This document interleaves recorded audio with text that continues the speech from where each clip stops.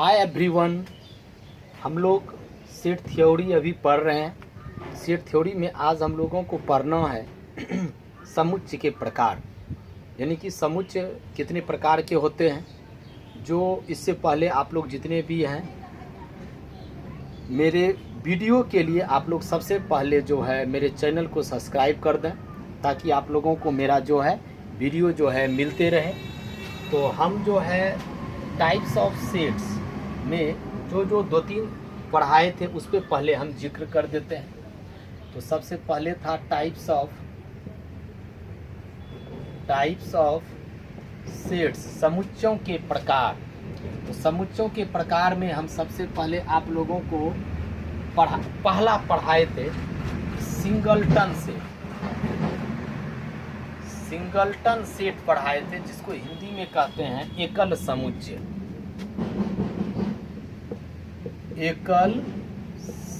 कहते हैं। और इसमें पढ़ाए थे कि वैसा समुच्चय जिसमें कि एक और केवल, एकल मतलब एक होता है, एक, तो वैसा समुच्चय जिसमें कि एक और केवल एक ही अवयव हो, उसे हम लोग एकल समुच्चय कहते हैं, सिंगलटन सेट कहते हैं।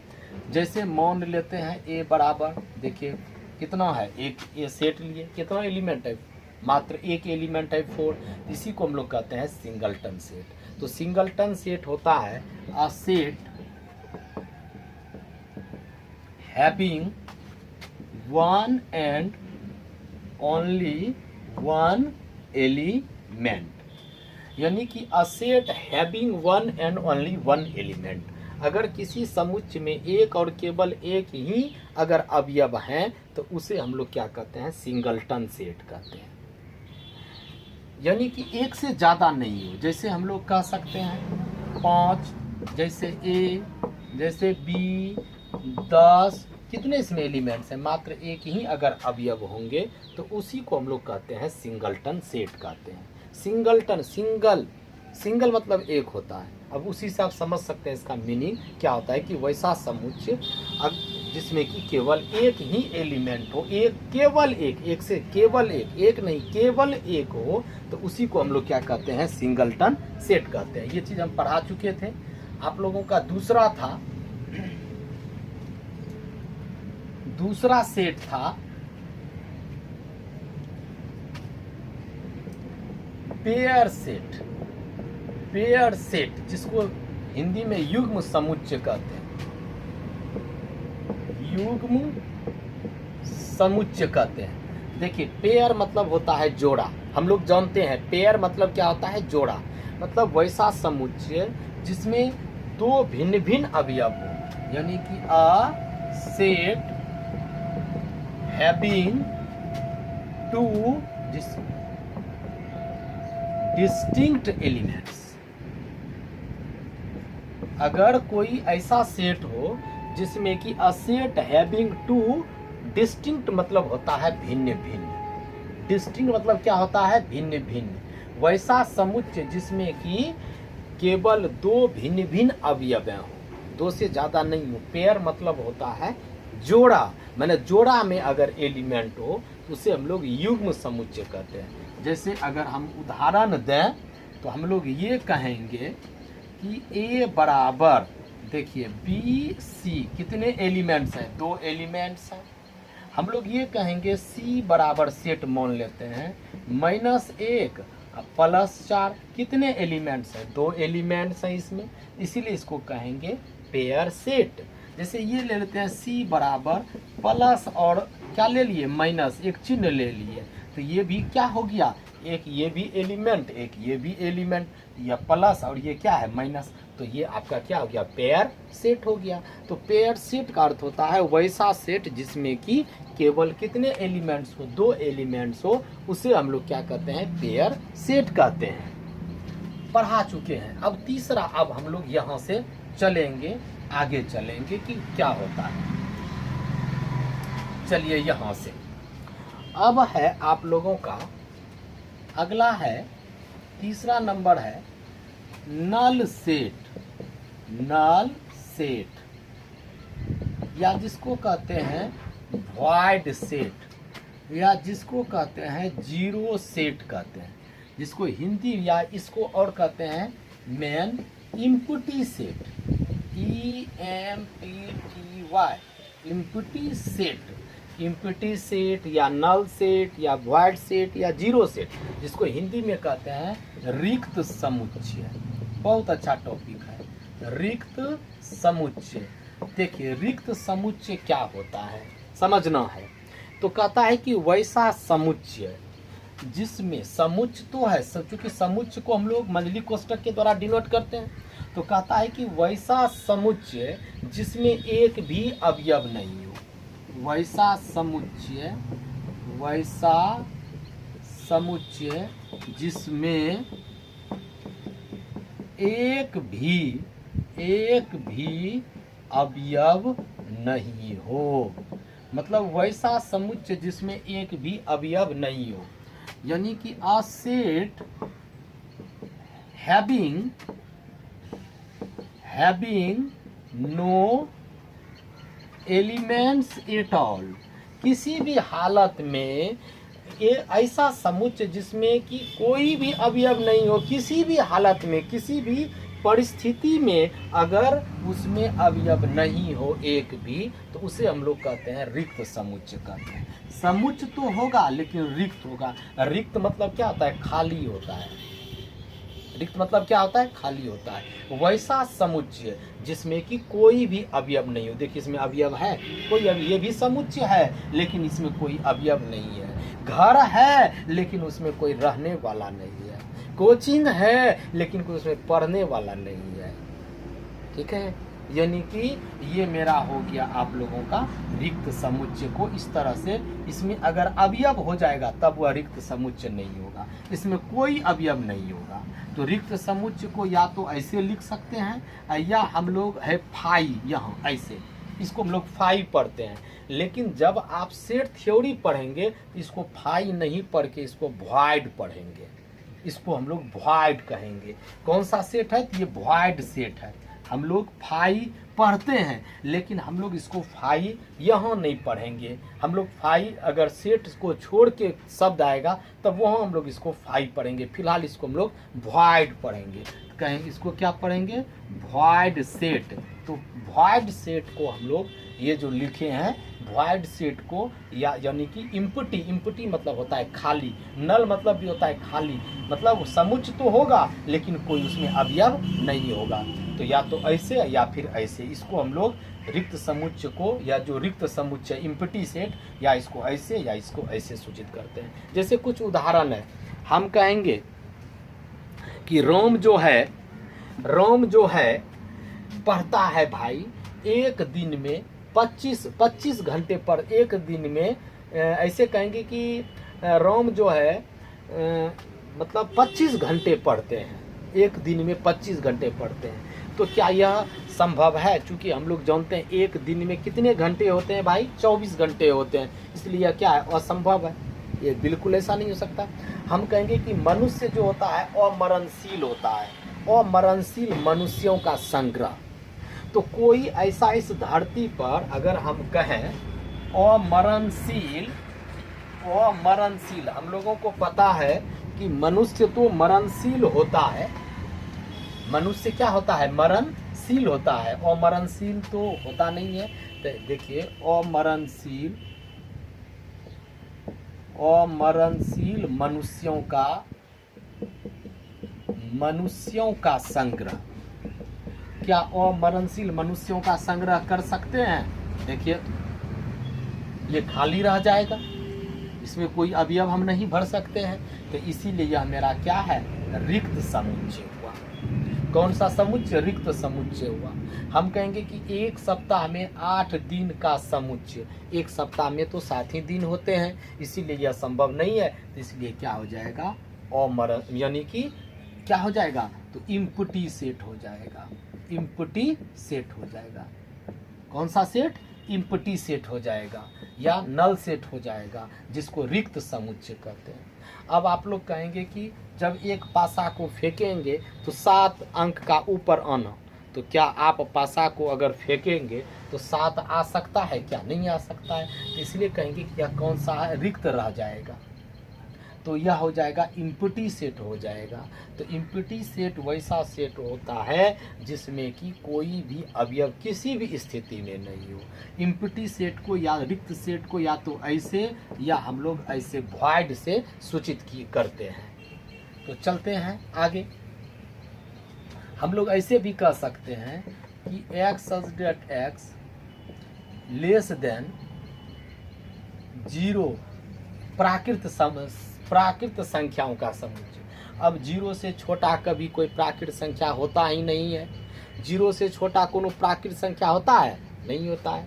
हम लोग कहेंगे 0 से छोटा कोई भी धनात्मक प्राकृत संख्या नेचुरल नंबर नहीं होता है। इसीलिए यह जो है कौन सा सेट हो गया? तो रिक्त सेट हो गया, रिक्त समुच्चय हो गया। अब हम लोग थोड़ा सा चलते हैं set of sets. Set of sets, समुच्चयों का समुच्चय, समुच्चयों का समुच्चय। देखिए जैसे सेट ऑफ सेट्स, समुच्चयों का समुच्चय, राजाओं का राजा, किंग ऑफ किंग्स। जैसे कि बहुत सारे सेट हैं, बहुत सारे सेट हैं, जैसे 2 4 1 5 3, ये सब सेट है। ये भी सेट है, ये भी सेट है, ये भी सेट है। सेट का भी कोई अगर एक सेट हो तो उसी को हम लोग कहते हैं सेट ऑफ सेट्स कहते हैं। यानी कि ये जो सेट है अगर इसको हटा दें तो ये सब सेट है, ये सब सेट है, सब सेट है। ये भी सेट है, ये भी सेट है, ये भी सेट है। जैसे है राजा, ये भी राजा, बहुत सारा राजा एक सभा में है, राजा, ठीक है।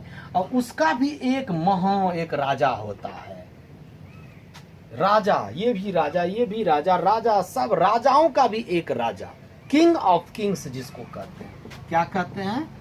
किंग ऑफ किंग्स, राजाओं का राजा। तो यानी कि अगर हम लोगों का ये एक अगर सेट हो, ये सब मेरा एक सेट है, और उसका भी अगर सेट हो तो उसी को हम लोग क्या कहते हैं? सेट ऑफ सेट्स कहते हैं।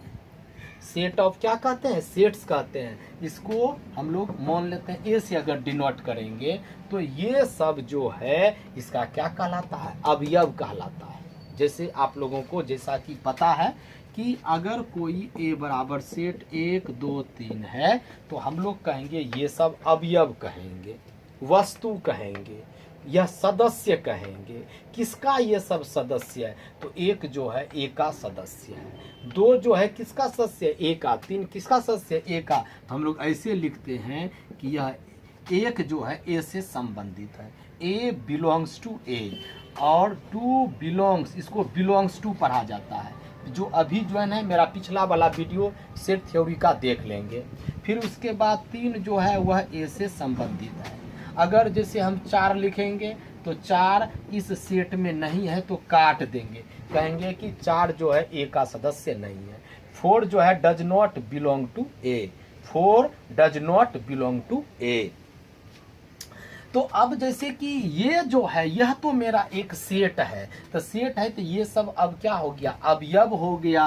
तो कहेंगे 2 और 4 इस तरह से जो है किससे संबंधित है? ए से, क्योंकि ये सब अवयव है। अब ये सब अभी अवयव अब हो गया, चूंकि समुच्चयों का ये अपने स्वयं समुच्चय, समुच्चयों का समुच्चय अगर हो जाएगा, वैसा समुच्चय जिसके अवयव भी एक समुच्चय हो, वैसा समुच्चय, वैसा समुच्चय, वैसा समुच्चय जिसके अवयव भी एक समुच्चय हो, वैसे समुच्चय को क्या कहते हैं? समुच्चयों का समुच्चय, सेट ऑफ सेट्स कहते हैं। तो ये इतना हो गया। फिर यहाँ लिखेंगे 1 5 किससे संबंधित है? भाई ए से। हम कहेंगे या 3 किससे संबंधित है? ए से। कोई लिख देगा 2 और 4 कहेंगे ए से, तब यह रॉन्ग हो जाएगा।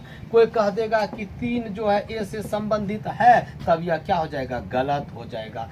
चूंकि ये गलत हो जाएगा, 3 नहीं होगा, यह सेट में नहीं है। इसको ऐसे अगर लिखते तब यह क्या होता? सही हो जाता। तो वैसा समुच्चय जिसके प्रत्येक अवयव जो है वह एक सेट हो। अगर कोई ऐसा उदाहरण हमको दे कि ए बराबर, या बी कुछ भी दे देते हैं, बी बराबर दे दे 2 4 7 8, ये इस तरह से। कोई पूछे ये सेट है, ये सेट ऑफ सेट्स है, कहेंगे नहीं। क्यों नहीं? क्योंकि यहाँ देखिए ये दो जो है यह सेट में नहीं है। देखिए ये सेट सेट सेट जिसके सभी अवयव भी एक सेट में, क्या यह दो सेट में है? नहीं है। इसलिए कहेंगे यहाँ दो समुच्चय के रूप में नहीं है, इसलिए यह जो है सेट ऑफ सेट्स नहीं है। इसलिए यह सेट ऑफ सेट्स नहीं है। अगर हम लोगों का टोटल एलिमेंट्स ऐसा होता कि सभी एलिमेंट भी एक समुच्चय होता, समुच्चय अगर होता तब हम उसको कहते सेट ऑफ सेट्स कहते। जैसे देखिए 1 3 5 2 4 इस तरह से ले लिए भाई। तो देख रहे हैं कि ये भी एक सेट है, ये भी एक सेट है, ये भी एक सेट है। और सेट का भी अगर सेट हो जाएगा तब इसी को कहेंगे सेट ऑफ सेट्स कहेंगे। और किसी भी सेट को बड़ी अक्षर से सूचित किया जाता है। तो यहाँ मान लेते हैं सी बराबर, तो हम लोग कहेंगे यह जो है यह किससे संबंधित है? सी से। यह किससे संबंधित है? सी से। यह किससे संबंधित है? तो सी से।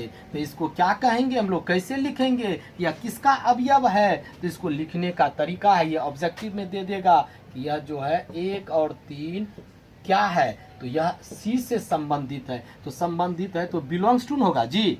अब कोई अगर ऐसे कह देगा कि सिर्फ कोई दे देगा 1 3 कह देगा ऐसे, तो यह क्या हो जाएगा? गलत हो जाएगा। ये क्या है आपका? सही है। कोई दे देगा इसी तरह से कि 4 बिलोंग्स टू सी, तब ये क्या हो जाएगा? गलत हो जाएगा। लेकिन कोई दे देगा इस तरह से 4 बिलोंग्स टू सी, तो तब ये क्या हो जाएगा? सही हो जाएगा। चूंकि सेट ऑफ सेट्स का डेफिनेशन क्या होता है? जिसके वैसा समुच्चय जिसके सभी अवयव भी एक समुच्चय हो उसको क्या कहते हैं? सेट का सेट्स कहते हैं, सेट ऑफ सेट्स। तो आप लोग सेट ऑफ सेट्स पढ़े। अब हम लोग एक कार्डिनल नंबर पहले पढ़ लेते हैं। अच्छा, कार्डिनल नंबर नहीं तो जब सेट्स ऑफ सेट्स है तो एक होता है आप लोगों का सब सेट। क्या होता है? बहुत मजेदार टॉपिक है सब सेट्स। सब सेट्स क्या होता है? जिसको हिंदी में कहते हैं उप समुच्चय कहते हैं। उप समुच्चय सब सेट। सब सेट क्या होता है? जिसको हिंदी में कहते हैं उप समुच्चय कहते हैं। तो बहुत आसान चीज है, आप लोग समझेंगे सबसेट को। अगर मान लेते हैं लेट करते हैं ए बराबर एक सेट लेते हैं, ए बी सी इसमें एलिमेंट है, और एक बी बराबर सेट लेते हैं, A B C D E लेते हैं। तो अगर ए को हम कहेंगे सबसेट, ए को कहेंगे उपसमुच्चय किसका? बी का। तो ए के सभी अवयव बी में होना चाहिए। अगर ए को उप सबसेट कहेंगे, ए को उपसमुच्चय कहेंगे किसका? बी का। तो ए के सभी जितने भी ए के एलिमेंट्स हैं वह बी में होना चाहिए। तो देखिए ए में क्या क्या है? ए बी सी है, क्या वह बी में है? जी हाँ, इसका टोटल एलिमेंट्स इसमें है। तो हम लोग कहेंगे तब ए जो है समुच्चय ए, समुच्चय ए समुच्चय बी का उप समुच्चय है। क्या है? उप समुच्चय है। और इसको अगर हम लोग मैथमेटिकल लिखेंगे तो ऐसे करके लिखेंगे, ऐसे करके ए सबसेट बी। ये जो चिन्ह आप इसको पढ़ेंगे, ए इज इंग्लिश में पढ़ेंगे A is subset of B. A is, इसको हम लोग सबसेट पढ़ेंगे। क्या पढ़ेंगे? ये सबसेट का सिंबल है। तो ए इज सबसेट ऑफ बी। तो ए को जो है समुच्चय ए जो है वह समुच्चय बी का, इसका ये जो है क्या कहलाता है? उप समुच्चय कहलाता है। कौन कहलाता है? उप समुच्चय ए किसका? बी का। इसको अगर ऐसे करके या इसको ऐसे अगर लिखेंगे इस तरह से लिखेंगे तब यह क्या हो जाएगा, देखिए वही लिखे किधर मुंह घुमा हुआ इसका बी की ओर, देखिए घुमा दिए ए, तब यहाँ बी को कहेंगे अधि उपसमुच्चय। अधिसमुच्चय क्या कहेंगे, अधिसमुच्चय। तो हम लोग अभी अधिसमुच्चय नहीं पढ़ेंगे, जब इस पे टाइप्स आएगा तो पढ़ेंगे। लेकिन यहाँ अगर ए सबसेट बी लिखेंगे तो इसको क्या कहेंगे, A is subset of B. अगर मान लिया जाए ए बराबर है आप लोगों का 1 2 और बी बराबर है 1 4 7 8, तो देखिए यहाँ 1 है, यहाँ भी 1 है, लेकिन यहाँ 2 है, यहाँ 2 है, इसमें नहीं है, तो कहेंगे ए के सभी अवयव बी में है, नहीं है, तो हम लोग इसको A is not subset of B अगर है तो उसको काट देंगे। इसको पढ़ेंगे A is not subset of B. A is not subset of कितना, बी कहेंगे। यानी कि इसका ये मीनिंग हुआ कि अगर x अगर a से संबंधित है तो x जो है वह b से भी संबंधित होना चाहिए। अगर ऐसा नहीं है तो कहेंगे तब यह जो है क्या है, तो नहीं है। जैसे मान लेते हैं, क्या करते हैं हम लोग, x अगर a से संबंधित है तो x मेरा b से होगा फॉर ऑल, इसको हम लोग फॉर ऑल पढ़ते हैं। इसको क्या पढ़ते हैं, फॉर ऑल पढ़ते हैं, सभी के लिए। अगर ऐसा हो x अगर a से हो तो वही x अगर b में भी हो, अगर x कोई अवयव a से संबंधित है तो वही x अगर b से भी संबंधित होगा, फॉर ऑल x सभी x के लिए, तो हम लोग कहते हैं a सबसेट b कहते हैं। ए सबसेट क्या कहते हैं, बी कहते हैं, या इसको इस तरह से भी लिखते हैं। लेकिन इसका हम लोग एक अलग इसका क्लास ही ले लेंगे, फिलहाल इसी तरह से आप लोग लिखेंगे। लेकिन ऐसा हो जैसे ए बराबर ए है, बी है, सी है, और बी बराबर मान लेते हैं A B C D E, तो ए के सभी अवयव जो है वह किस में है, बी में है। एक्स अगर ए से संबंधित है तो दिस इंप्लाइज एक्स बी से भी होगा, तो हम लोग कहेंगे ए सबसेट बी कहेंगे। ए को उपसमुच्चय कहेंगे। ए इज क्या होगा, सबसेट ऑफ बी। यह कब होगा, जब ए के सभी अवयव बी में होंगे। तो ए में भाई यहाँ क्या क्या अवयव है, ए में ए है, बी में भी है, ए में बी है, बी में भी है, इसमें सी है, इसमें भी, यानी इसका टोटल इसमें और क्या है नहीं देखना है, सिर्फ ये देखना है कि इसका टोटल इसमें है, हाँ है, इसका सभी अवयव इसमें है, तो इसीलिए ए को उपसमुच्चय कहेंगे किसका, बी का। तब कहेंगे ए सबसेट ऑफ बी। हम लोग चलेंगे, इसका फिगर भी चलेंगे, हम लोग पढ़ेंगे, इसका फिगर ऐसा होगा, ऐसा ये हो गया आपका, ये बड़ा वाला सेट हो गया तो बड़ा दे दिए बी सेट यहाँ बड़ा है, ये हो गया छोटा सेट सी, तो ये हो गया, ये एस हो गया। तो हम इसमें चलेंगे, इसको वेन डायग्राम कहते हैं, इसमें चलेंगे हम लोग, तो ये आपका हो गया ए सबसेट बी हो गया, इसी को कहते हैं। तो हम लोग वेन डायग्राम अभी नहीं पढ़ेंगे, आगे आप लोगों का क्लास जो है जब होगा तब पढ़ेंगे। तो यानी कि इसको हम लोग कहते हैं सबसेट। अब एक होता है प्रॉपर सबसेट। देखिए एक प्रॉपर सबसेट देख लें क्या होता है। प्रॉपर सबसेट आप लोग सीख लिए। अब है प्रॉपर सबसेट। देखिए जिसको हिंदी में कहते हैं उचित उपसमुच्चय। उचित उपसमुच्चय। देखिए प्रॉपर सबसेट क्या होता है। प्रॉपर सबसेट होता है कि अगर मान लेते हैं कि समझिएगा, पहले समझना है, प्रॉपर सबसेट को समझना है, बहुत अच्छा टॉपिक है।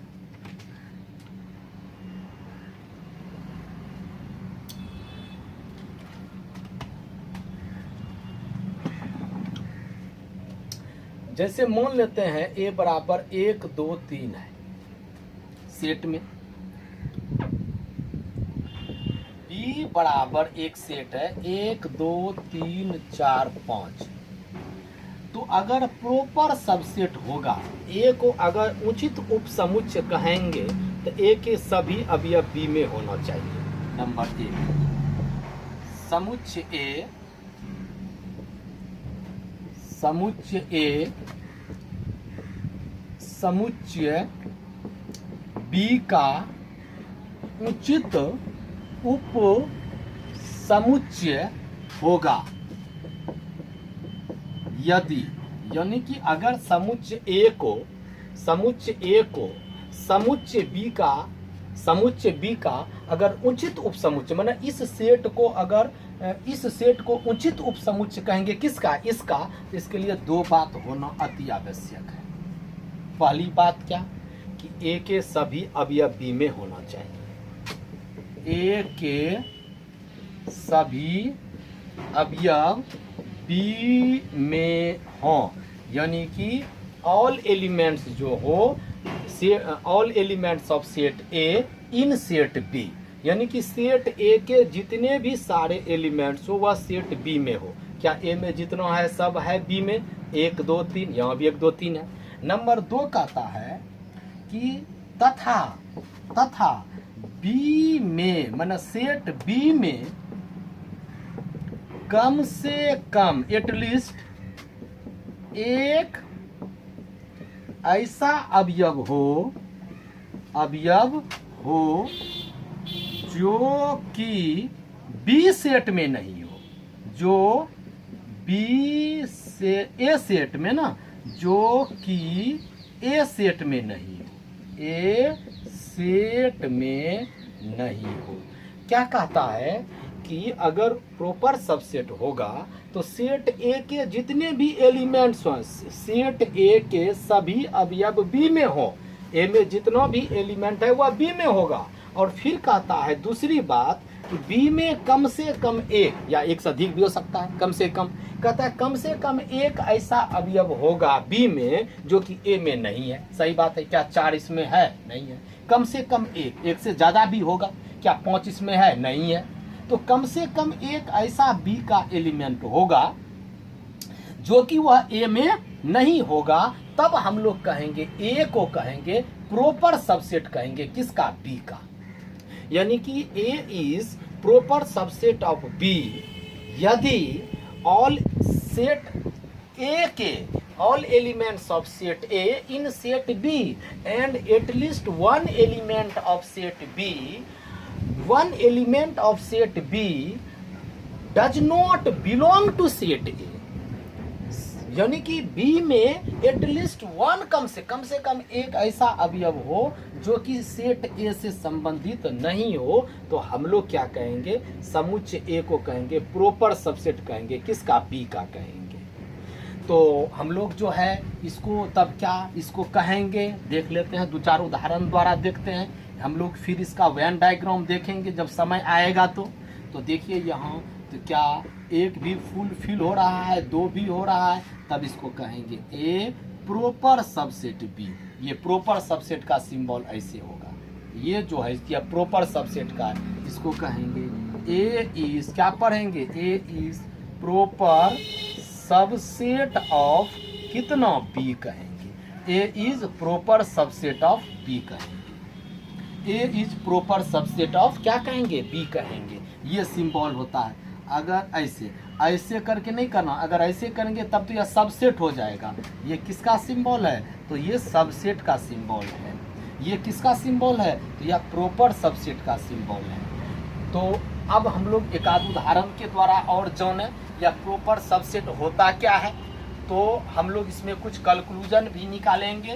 तो देखिए आप लोग, जैसे एक और लेते हैं उदाहरण, a बराबर 1 2 ले लेते हैं और b बराबर ले लेते हैं 1 2 मात्र ले लेते हैं। क्या यह प्रॉपर सबसेट होगा? जी नहीं, क्योंकि a का टोटल अवयव जो है b में है, ए का टोटल अवयव बी में है, ए का टोटल अवयव बी में है, सही बात है। लेकिन बी में कम से कम एक ऐसा अवयव हो जो इससे संबंधित नहीं हो, जो कि ऐसा नहीं है, तो ए जो है वह प्रॉपर सबसेट नहीं हुआ।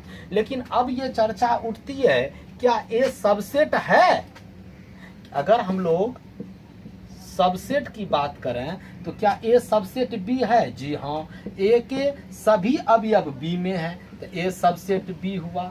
एंड क्या B बी के सभी अवयव ए में है, हाँ है, तो इसको हम बी सबसेट ए भी कह सकते हैं, क्योंकि दोनों में समान है। ए सबसेट बी भी कह सकते हैं इसको, या बी सबसेट ए भी कह सकते हैं, लेकिन यह प्रॉपर सबसेट ए को नहीं कहेंगे बी का, ए को नहीं कहेंगे किसका, बी का। क्यों नहीं कहेंगे? क्योंकि ए के सभी अवयव तो है, सही बात है, लेकिन बी सेट में कम से कम एक ऐसा अवयव होना चाहिए जो सेट ए से संबंधित नहीं होना चाहिए, जो कि इसमें नहीं दिख रहा है, इसलिए A is not proper subset of B. अब जैसे एक और उदाहरण लेते हैं, एक उदाहरण लेते हैं, लेट करते हैं, a बराबर 1 2 3, अब b बराबर ले लेते हैं 1 2 3 4 ले लेते हैं, तो क्या यह प्रॉपर सबसेट है? जी हाँ, ये है। क्यों है? क्योंकि a के सभी अवयव b में है, और कम से कम b में, एक से अधिक, कम से कम का अर्थ होता है एक, या कम से कम एक कहता है, या तो एक या एक से ज्यादा, तो एक ऐसा अवयव 4 है जो इसमें नहीं है, इसलिए यह प्रॉपर सबसेट है। तो क्वेश्चन एक दो बात नोट ये उठता है, नोट में नोट नंबर ये उठता है, क्या दुनिया में जितना भी प्रॉपर सबसेट है, क्या वह सबसेट होगा? जितना भी आपका सबसेट है, क्या वह प्रॉपर सबसेट होगा? एकदम होगा। यानी कि सभी प्रॉपर सबसेट, प्रॉपर सबसेट, सभी प्रॉपर सबसेट क्या होते हैं? सबसेट होते हैं। क्या होते हैं?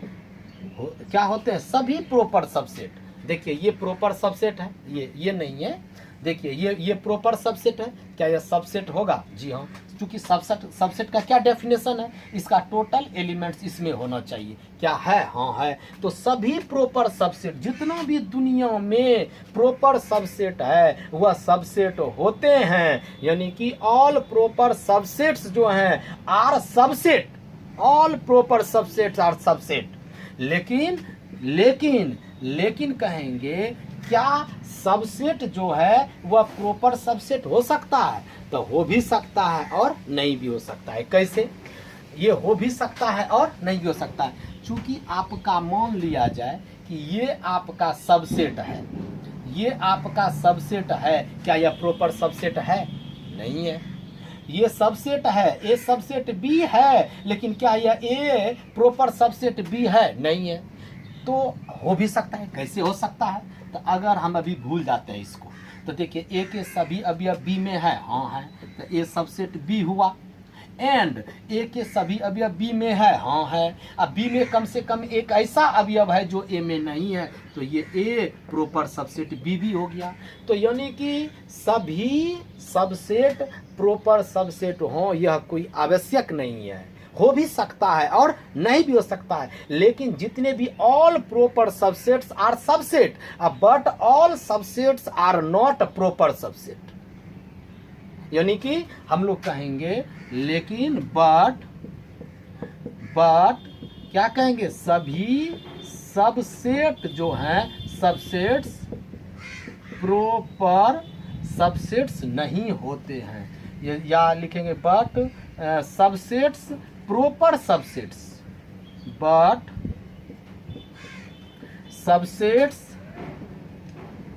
प्रॉपर सबसेट हो भी सकते हैं और नहीं भी हो सकते हैं, और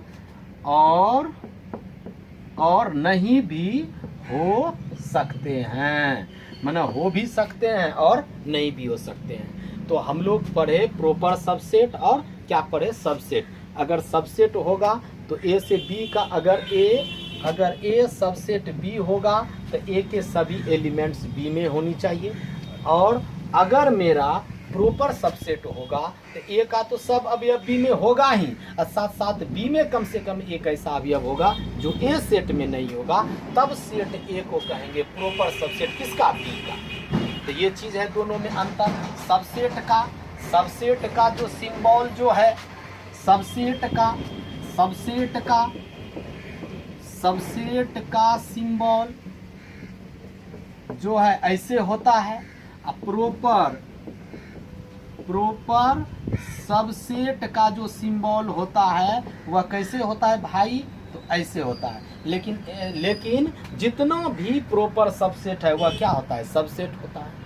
जितना भी प्रॉपर सबसेट है वह क्या होता है, सबसेट होता है। लेकिन जितना भी सभी सबसेट्स जो है वह प्रॉपर सबसेट्स नहीं हो सकते हैं, कुछ हो भी सकता है, कुछ नहीं भी हो सकता है। तो ये बात जानना अति आवश्यक है। अब एक है कार्डिनल नंबर, आप लोगों को हम बताने जा रहे हैं कि व्हाट इज कार्डिनल नंबर, जिसको शायद हिंदी में कहते हैं गणन संख्या, या क्या कहते हैं आई डोंट नो इन हिंदी, आप लोग देख लेंगे। देखिए कार्डिनल नंबर क्या होता है।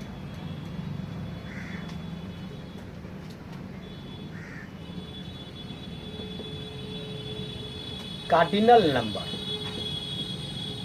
शायद हिंदी में गणन संख्या ही कहते हैं। देखिए कार्डिनल नंबर होता क्या है, तो मान लेते हैं कि ए बराबर एक कोई फिनाइट सेट लेते हैं। Let A B a finite set, then मान लेते हैं कि A B a finite set, मतलब एक फिनाइट सेट मतलब क्या होता है, परिमित समुच्चय। परिमित समुच्चय किसे कहते हैं, परिमित समुच्चय।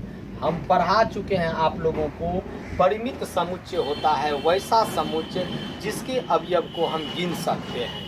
यानी कि जैसे 1 2 3 4 5 हम गिन के बता सकते हैं कि इसमें कितने अवयव हैं, 5 अवयव हैं, इसलिए यह मेरा परिमित समुच्चय हुआ। तो अगर परिमित समुच्चय वही लिखे कि let A B a finite set, मान लेते हैं कि ए कोई मेरा परिमित समुच्चय है, then the cardinal number of A is denoted by कैसे, तो ऐसे हम लोग ऐसे भी करके डिनोट करते हैं। इसको कहते हैं ए का कार्डिनल नंबर, ऐसे भी या ऐसे इस तरह से भी अगर लिखेंगे इसको कहेंगे ए का कार्डिनल नंबर। या हम इसको ऐसे भी कह सकते हैं, या ऐसे भी कहते हैं CARDA कार्डिनल नंबर, या CARDA लिख देंगे हाइफन, मतलब डैश देंगे ए, तो ये कार्डिनल नंबर ऐसे लिख सकते हैं, या कार्डिनल नंबर ए माना उसमें कितने अवयव हैं ये बताना, उसी को हम लोग कहते हैं कार्डिनल सेट, कार्डिनल नंबर कहते हैं। तो कार्डिनल नंबर जो का किसका निकलेगा, तो परिमित समुच्चय का। जैसे कि मान लेते हैं एक उदाहरण प्रस्तुत करते हैं, लेट करते हैं a बराबर 1 2 3 4, तो हम पूछेंगे कि इसमें भाई कितने या कौन सा सेट है, तो सबसे पहले यह परिमित सेट है, इसमें कितने अवयव हैं हम बता सकते हैं, तो यह एक परिमित सेट हो गया। और दूसरी बात हम पूछेंगे कि इसमें नंबर ऑफ ए कितना होगा, मतलब नंबर ऑफ ए मतलब वह ए में अवयवों की संख्या, क्या कहेंगे, ए में अवयवों की संख्या, इसको क्या पढ़ेंगे, ए में अवयवों की संख्या, यानी कि नंबर ऑफ ए, इसको इंग्लिश में क्या पढ़ेंगे, नंबर ऑफ ए। तो इसमें नंबर ऑफ ए में अवयवों की संख्या। आपके फैमिली में कितने मेंबर्स हैं, तो वही हुआ मेंबर्स ऑफ ए, कितने हैं, तो चलिए इसमें 1 2 3 4, तो यही हो गया कार्डिनल नंबर। यही कौन सा नंबर हो गया, कार्डिनल नंबर हो गया। या हम लोग बी बराबर कोई एक सेट लेते हैं, बी बराबर सेट एक लेते हैं, प्लस माइनस गुना भाग। तो अब हमसे पूछेगा नंबर ऑफ बी बराबर, तो 1 2 3 4, इस तरह से इसी को हम लोग कहते हैं कार्डिनल नंबर। यानी कि लेट करते हैं एक कोई फिनाइट सेट परिमित समुच्चय लेते हैं, और then the cardinal number of A is denoted by, ऐसे करके। हम लोग अगर फिनाइट सेट नहीं हो, निश्चित सेट नहीं हो, तो हम कार्डिनल नंबर नहीं बता सकते हैं। अब हमसे कोई पूछे कि क्या आप इस तरह का एक हम सेट लेते हैं, कैसा, तो हम एक लेते हैं ए बराबर 1 2 3 डॉट डॉट डॉट, तो क्या इस सेट का हम कार्डिनल नंबर निकाल सकते हैं, जी नहीं निकाल सकते हैं। क्यों नहीं, चूंकि अब परिमित नहीं है, तो इसीलिए इसका कार्डिनल नंबर नहीं निकाला जा सकता। इसमें कितने अवयव हैं, क्या कोई बता सकता है, जी नहीं, इसीलिए कार्डिनल नंबर इसका नहीं निकलेगा। तो कार्डिनल नंबर तभी निकलेगा जब वह फिनाइट सेट होगा। ये कौन सा हो गया, इनफिनाइट सेट हो गया, इनफिनाइट सेट हो गया, इनफिनाइट सेट हो गया, इसलिए इसका कार्डिनल नंबर नहीं निकलेगा, नहीं निकलेगा। अगर दे देंगे b बराबर 1 2 3 डॉट डॉट डॉट 100, देखिए ये हो गया आपका फिनाइट सेट। इसमें कितने हैं अवयव हैं, 100 हैं, इसको हम लोग क्या कहेंगे, फिनाइट सेट, फिनाइट सेट। तब इसीलिए पूछेंगे नंबर ऑफ बी, या हम लोग बी इसको कार्डिनल नंबर, या हम लोग ऐसे भी कह सकते हैं CARD, card B, cardinal number of B, इसको क्या बनेंगे, कार्डिनल नंबर ऑफ बी। तो कितने हो जाएंगे 1 2 3, कहाँ तक 100 है, तो 100 हो गया। इसी को हम लोग क्या कौन सा कहते हैं, कार्डिनल नंबर कहते हैं। तो आप लोग जो है बहुत कुछ पढ़े, तो हम देखते हैं कि आप लोगों को कहाँ तक याद रहा। सबसे पहले एक बार हम रिवीजन करवा देते हैं।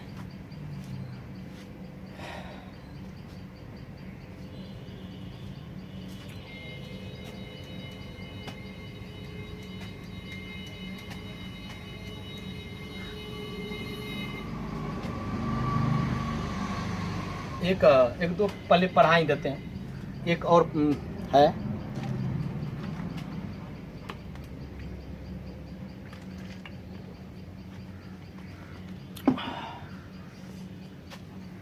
एक है आप लोगों का इक्विवेलेंस सेट।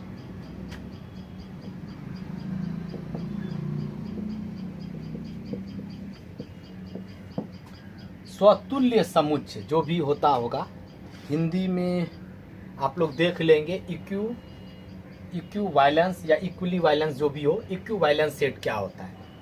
इक्विवेलेंस होता है कि यदि मान लेते हैं ए भी कोई एक सेट है, अब बी भी कोई एक सेट है, और यदि दोनों में अवयवों की संख्या अगर बराबर हो तो तब इक्विवेलेंस इक्विवेलेंस सेट कहलाता है। कैसे, तो जैसे देखिए मान लेते हैं, लेट करते हैं ए बराबर जो है 1 2 3 4 है, ठीक है।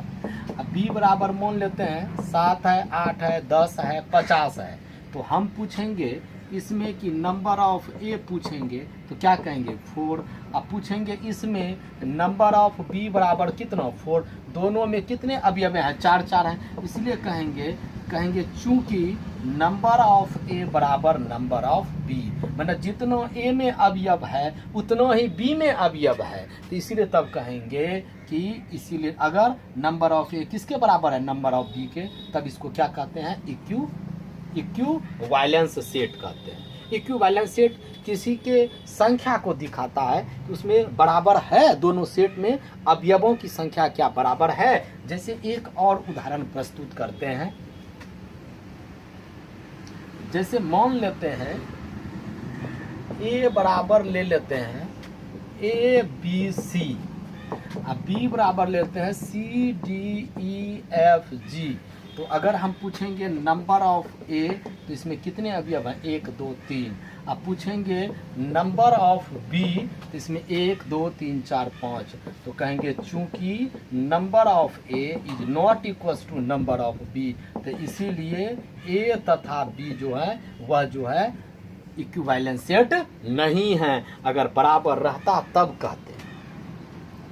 अब एक लास्ट आप लोग जो है सेट पढ़ लें, कौन सा, बराबर सेट, इक्वल सेट्स क्या होता है, इक्वल सेट्स जिसको कहते हैं समान समुच्चय, समान समुच्चय या इसको बराबर समुच्चय भी कहते हैं, इक्वल सेट्स। तो दो सेट्स देखिए इक्वल, आप लोग समझ में आप लोगों को आता होगा, इक्वल मतलब क्या होता है, समान बराबर, यानी कि वैसा समुच्चय, दो समुच्चय बराबर कहे जाते हैं। Two sets are said to be equal, यानी कि two sets are said to be equal क्या होना चाहिए इसके लिए। तो मान लेते हैं इसमें ABCD है, ठीक है। अब B बराबर एक सेट लेते हैं DCBA है। तो देखिए तो इक्वल मतलब क्या होता है, समान। क्या ए में अगर ए है तो बी में भी है, कहीं लिखा हुआ उससे कोई फर्क नहीं पड़ता है, क्योंकि समुच्चय में क्रम का कोई महत्व नहीं होता है। सिर्फ वो वस्तु है, हाँ है, ए है, हाँ है, कहीं बी है तो हाँ है, सी है, हाँ है, डी है तो हाँ है, यानी इसका टोटल अवयव जो है सेम सेम वो इसमें भी है, समोन समुच्चय। तो हम लोग कहेंगे कि चूंकि ए के सभी अवयव बी में हैं तथा बी के सभी अवयव ए में हैं, तब कहेंगे समोन समुच्चय, तब कहेंगे। तो उसको ए के सभी अवयव किस में है, बी में, और बी के सभी अवयव किस में है, ए में। या हम इसको ये भी कह सकते हैं मैथमेटिकल, ए का सभी अवयव बी में है तो ए सबसेट बी होगा, तथा अब बी का सभी अवयव ए में है तो बी सबसेट ए भी होगा। तो दिस इंप्लाइज कहेंगे कि ए का सभी अवयव बी में है, बी का सभी अवयव ए में है, तो ए सबसेट अगर बी हो और बी सबसेट ए हो तो हम लोग ए बराबर तब क्या कहेंगे, बी कहेंगे। अगर ए का सबसेट बी हो और बी का सबसेट ए हो तो हम लोग तब क्या कहेंगे, ए बराबर बी कहेंगे। ए बराबर बी है तो ऐसे लिखेंगे, अगर बराबर नहीं होगा तो ऐसे करके काट देंगे, ये बराबर नहीं है, इसमें बराबर है तो कहेंगे हाँ बराबर है। लेकिन एक क्वेश्चन हम लोग लेते हैं कि ए बराबर ए बी ले लेते हैं, और बी बराबर ले लेते हैं सी डी ले लेते हैं, तो क्या ए सबसेट बी है, नहीं है। ए के सभी अवयव बी में है, नहीं है, इसलिए A subset A is not subset क्या हो जाएगा, बी। इसीलिए हम लोग कहेंगे ए जो है वह बी के बराबर नहीं है। आज यहीं तक रहने दीजिए, हम लोग पुनः मिलेंगे। आप लोग जो है अगर वीडियो अच्छा लग रहा है तो ज़रूर कमेंट्स करें कि हाँ सर समझ में आ रही है, और भी हम ज़्यादा से ज़्यादा तब वीडियो बनाएंगे आप लोगों के लिए। और साथ साथ में आप लोग सब्सक्राइब करते रहें, लाइक करें और बेल आइकन दबा के रखें, ताकि आप लोगों को अगला जो होगा वीडियो वो आप लोगों तक पहुंच सके। आज इतना।